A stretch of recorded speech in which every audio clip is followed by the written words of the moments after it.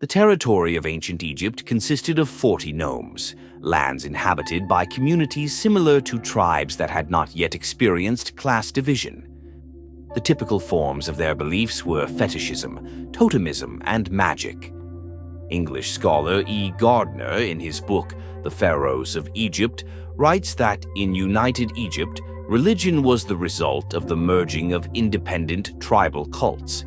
Each city had its own deity in the form of a material fetish, but more often in the form of an animal. The polytheism of United Egypt was a natural consequence of the merging of local nome religions from the pre-dynastic period. While in most peoples, fetishism and totemism disappeared over the course of historical development, leaving only some remnants. In ancient Egypt, animal worship persisted until the time of Roman rule. Ancient Egyptian thinking was closely connected with magic and its three main principles: similarity, substitution of the whole by a part, and belief in the miraculous power of words, the magic of words. Egyptians believed that magic was a gift from the gods. Magical texts were used to solve earthly problems, to ensure a safe and eternal life for the deceased in the afterlife, to establish contact between the living and the dead, gods and spirits, supernatural beings. Egyptian magicians had a reputation as powerful sorcerers. The ancient Egyptian pantheon included numerous gods. One of the most revered was the god Horus. For the Egyptians, his name became synonymous with the word God. The ancient Egyptian pantheon consisted of 9 deities: the sun god Ra, the wind god Shu, who separated the sky and the earth, the goddess of moisture Tefnut, the god of the earth's embodiment Geb, the sky goddess Nut, the storm and lightning god Set, Set's wife, the goddess Nephthys, as well as Osiris, who eventually became the ruler of the sky and was equated with Ra, and his wife Isis. Their son, Horus, was also closely associated with them. The ancient Egyptian pantheon also included local heroes and pharaohs. Since ancient times, pharaohs were considered the living embodiment of Horus, or his son. The basis for deifying deceased heroes and rulers was gratitude for their actions and the belief that they would continue to have miraculous powers. Recognition of some gods as cosmic and universal beings, and elevating such a god to the top of the pantheon, led to the emergence of monotheism. Thus, the concept of a single god in 3 persons arose. At the same time, a single deity could perform different functions and exist in various hypostases. Specific gods, in addition to personal qualities, were endowed with attributes of divinity. The question of the origin of the gods, whether they existed at all and how the world came into being, was interpreted differently in ancient Egyptian theology and popular consciousness. According to one of the oldest concepts, life on earth originated from the god Geb and the goddess Nut, who, after giving birth to the sun, god Ra, released him into the world in the morning, ensuring the continuation of life for all beings. Ancient Egyptian priests asserted that initially, there was a watery chaos in the form of the motionless ocean Nun, in which the sun god arose and later ascended to the peak he had created. Through self-fertilization, Ra gave birth to the first pair of deities, the god Shu and the goddess Tefnut, the parents of Geb and Nut. The children of Geb and Nut were Osiris, Isis, Set, and Nephthys. Over time, Ra completed the creation of the world, and from his tears, humans emerged. Among the ancient Egyptians, a popular legend was that of Osiris, who was killed by Set. Osiris's wife, Isis, brought him back to life temporarily with the help of magic. This legend proclaims the triumph of family life, loyalty, and maternal love. Egyptians endowed their gods with human traits, psyche, old age, illness, and death. It was from observations of death that theology and philosophy emerged, which are still difficult to distinguish in ancient civilizations. The rational thinking of the ancient Egyptians led to the emergence of scientific medicine, marking the first instance of its kind in the history of civilizations, as evidenced by surgical and other medical papyri. The development of medicine was linked to mummification, which embodied the concept of the afterlife. A necessary condition for mummification was the complete preservation of the body of the deceased. According to the beliefs of the time, the deceased was helpless in the grave, and only the living could ensure their afterlife existence.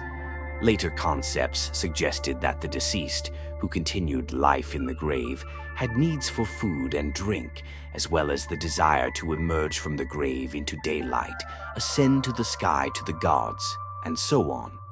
This need was no longer felt by the body of the deceased, but by a material, albeit invisible to humans, element that could be in the grave or fly with the person wherever they went. As the ancient Greek historian Herodotus wrote, the Egyptians were also the first to study the immortality of the human soul. When the body dies, the soul transitions into another being that is born at that moment. When the soul passes through the bodies of all earthly and marine animals and birds, it enters again into the body of a newborn child. In the ancient Egyptian Book of the Dead, there is mention of the soul transforming into a phoenix, a stork, a swallow, a snake, a crocodile, i.e., animals that were considered by the Egyptians as powerful deities capable of withstanding the dangers of the afterlife. By transforming into these beings, the soul shielded itself from these dangers, ensuring its immortality. The ancient Egyptians' beliefs about the afterlife evolved over the centuries. The earliest conception placed the afterlife underground. During the time when the pharaoh's power was most authoritative, priests disliked the idea of placing the pharaoh and high officials in the gloomy underworld alongside ordinary dead people. This is reflected in the inscriptions on the walls of the pyramids of the 5th and 6th dynasties, pyramid texts, which suggest that the pharaoh and the nobles continued their lives in the world of the stars. However, they did not deny the existence of an underground kingdom of the dead. During this period, the legend of an underworld realm for the deceased gained recognition. It was believed to contain the land of happiness, Yaru, Yalu, and the reed fields, the ancient Egyptian paradise. Since the afterlife was considered a continuation of earthly life and the deceased were seen as still existing, capable of causing misfortune or helping their loved ones on earth, the living sometimes tried to contact deceased relatives through letters. In their view, the earthly and afterlife worlds were interconnected and interacted.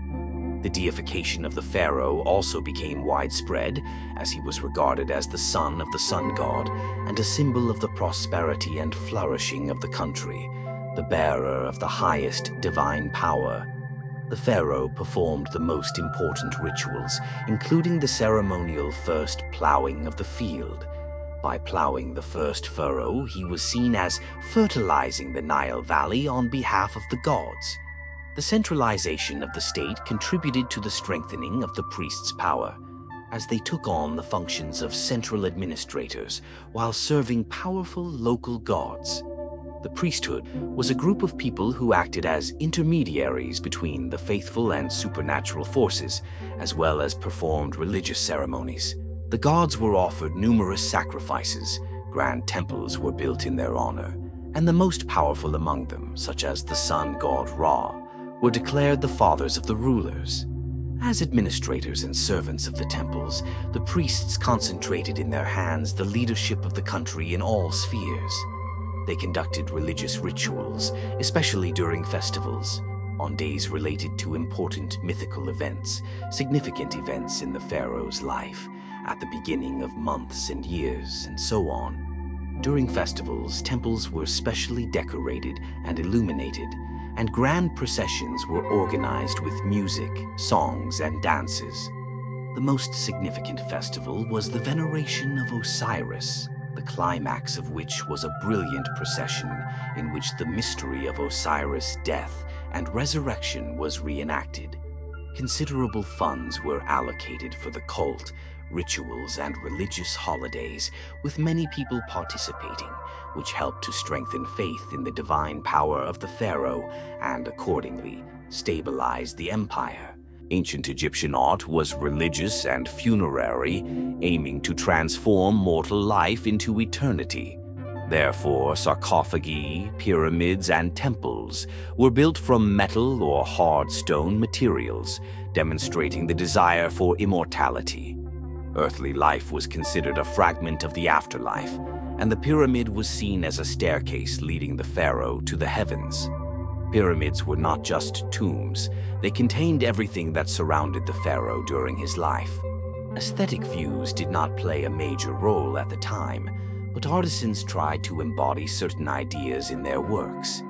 This is the essence of the greatness of ancient Egyptian art and the mystery of its influence on future generations. Temples were considered the homes of gods, resembling a world close to the divine. The ceiling of the temple modeled the starry sky, while its walls depicted lush trees, bushes, or worshippers offering the fruits of their labor to the gods.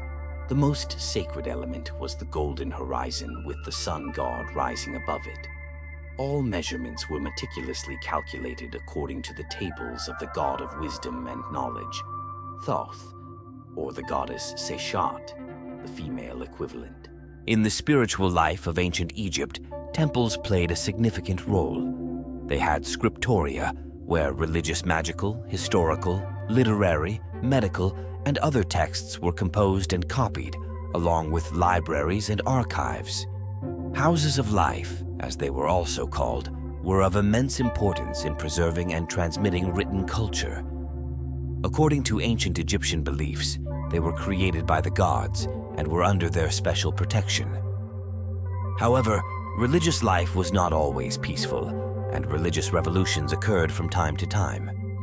One of them is connected to the activities of the reformist pharaoh Amenhotep IV, the 14th century before our era, who took the name Akhenaten. He renounced the faith of his ancestors and established the cult of the solar disk, Aten. By his command, ancient Egyptian inscriptions tried to eliminate not only the names of gods, but also the very concept of God, replacing it with the word Lord, and the symbol of the god with a symbol representing the pharaoh.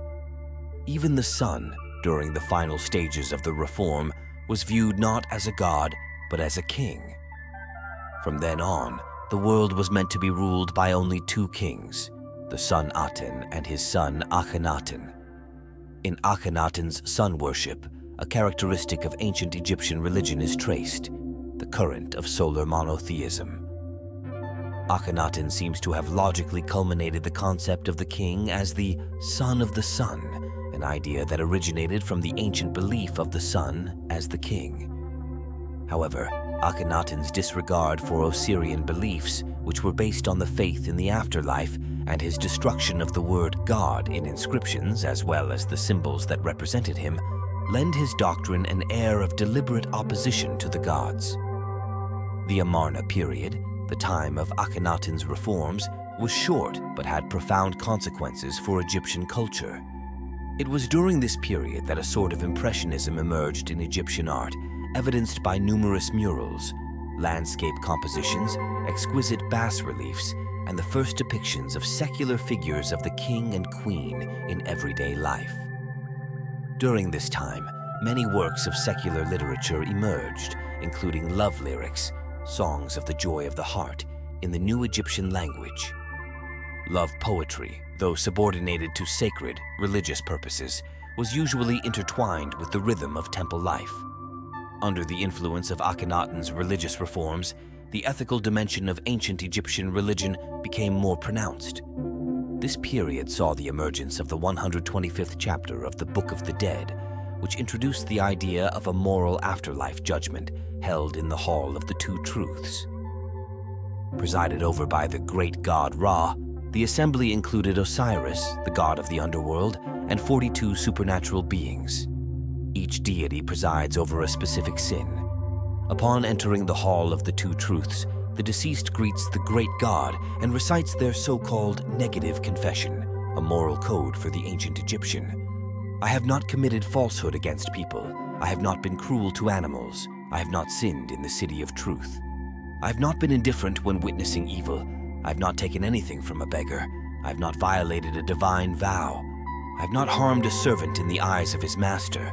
I have not poisoned. I have not caused anyone to weep. I have not killed. I have not ordered anyone to kill. Any violation of this moral code was punished by the judgment in the afterlife.